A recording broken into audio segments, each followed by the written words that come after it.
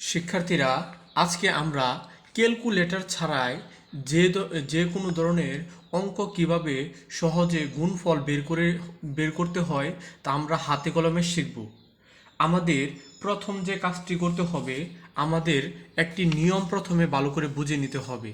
দেখো, এখানে দেওয়া আছে 2 অঙ্কের যে কোনো সংখ্যাকে 11 দিয়ে গুণ করলে, আচ্ছা, আমরা সরাসরি ক্যালকুলেটর ছাড়াই দ্রুত বের করে ফেলতে পারবো। দেখো, 2 অঙ্কের এই যে আমি দিলাম 2, এখানে দিলাম 3, এখানে দিলাম 4।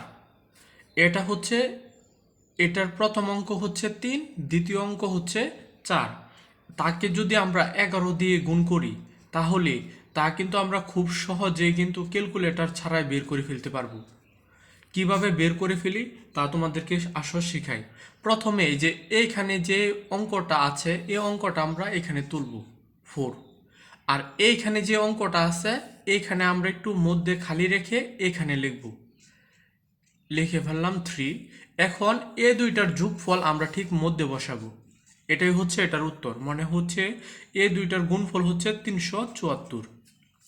একইভাবে আমরা যদি 45 ইন্টু 11 এটাকে যদি আমরা করতে চাই তাহলে আমরা প্রথমে 5 নিচে লিখব, তারপর একটু খালি জায়গা রেখে এই 4টা এখানে লিখব, তারপর এই দুইটার যোগফল আমরা ঠিক এই জায়গার মধ্যে বসিয়ে দেব।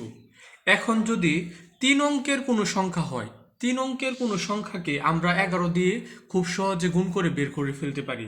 যেমন 532, তাকে যদি আমরা 11 দিয়ে গুণ করি তাহলে কিভাবে বের করতে পারবো? প্রথমে আমরা যে কাজটা করব, এইখানের যে অঙ্কটা আছে এইখানে তা লিখে ফেলবো।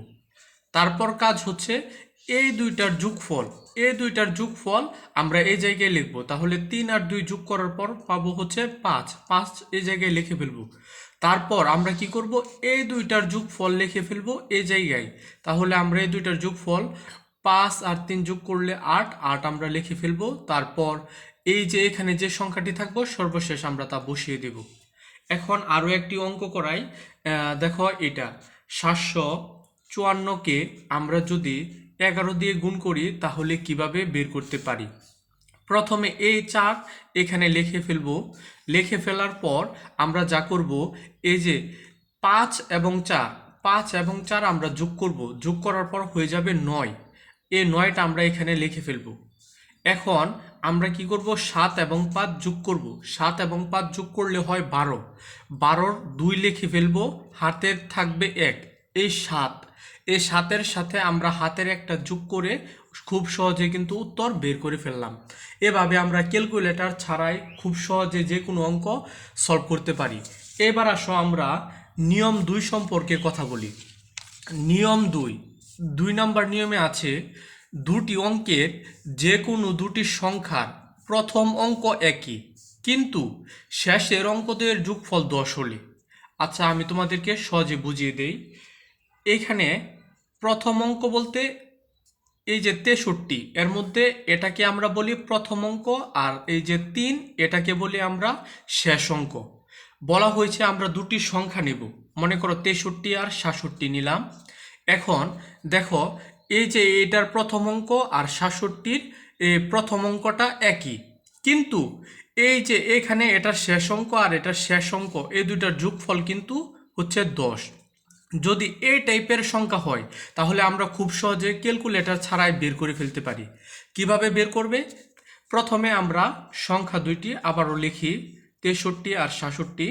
তারপর আমরা যে কাজটি করব, প্রথমে আমরা যে একই থাকা সংখ্যা হচ্ছে এখানে 6, 6-এর সাথে আরও এক বেশি নিয়ে, অর্থাৎ 6-এর সাথে আরও এক বেশি নিয়ে 7 নিয়ে আমরা গুণ করে দেব। তাহলে 6 7 কত হয়? 42। এবং এইখানে যে দুটি সংখ্যা থাকবে এই দুইটা গুণ করে দেব। এই দুইটা গুণ করলে কত হবে? 21। এটার উত্তর হচ্ছে 63 আর 67, এটার গুণফল হচ্ছে এই যে 42, 21। তোমরা কি বুঝতে পারলে কিনা? যদি না বুঝে থাকো আমি আরও একটি দিয়ে প্র্যাকটিস করে বুঝিয়ে দিচ্ছি। এইখানে মনে করো আরেকটা সংখ্যা দেই, 83 আর হচ্ছে এখানে 87। আমরা কি করব, এই যে দেখো এখানেও 8, এখানেও 8, এ দুটা কিন্তু একই অঙ্ক। এখন আমরা 8 এবং তার থেকে এক বেশি অর্থাৎ 9, এ দুইটার গুণ করব। গুণ করলে কত হয়? 8 নং, আমরা জানি 8 নং 72, তাহলে আমরা এখানে 72 বসিয়ে দেব। তারপর আমরা কি করব? এই যে এখানের 3 আর এখানের 7 গুণ করে ফেলব।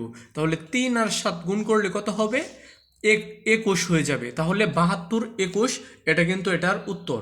এভাবে আমরা কিন্তু সলভ করতে পারি। আসো আমরা আরও একটি অঙ্ক ট্রাই করি।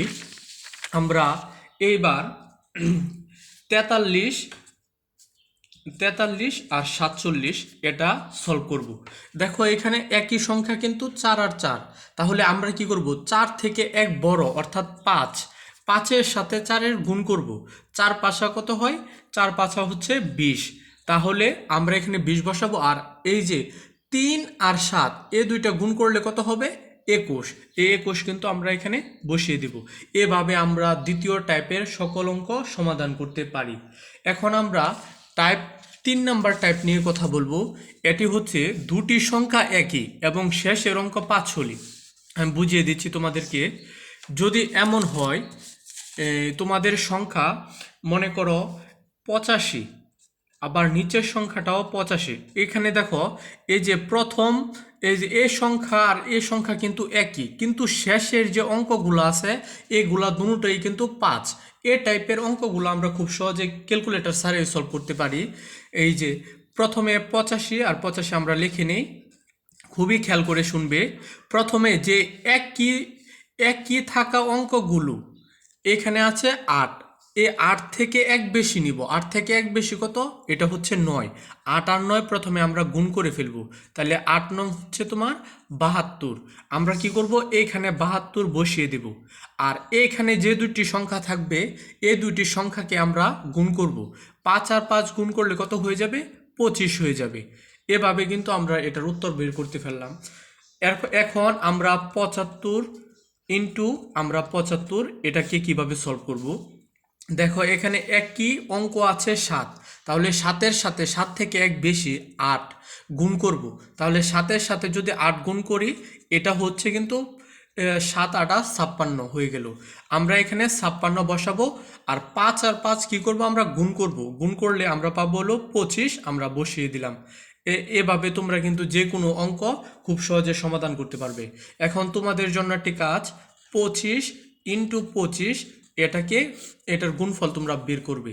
আচ্ছা আমি তোমাদেরকে করে দিচ্ছি। এখানে দেখো একই অঙ্ক আছে কত? 2, তাহলে 2 এর থেকে এক বড় কত হবে? 3। 2 আর 3 আমরা গুণ করে লিখে ফেলবো। তাহলে 2 আর 3 গুণ করলে হবে 6। আর এখানে 5 আর 5 আমরা কি করব? গুণ করব। 5 আর 5 গুণ করলে হচ্ছে 25, আমরা বসিয়ে দিব।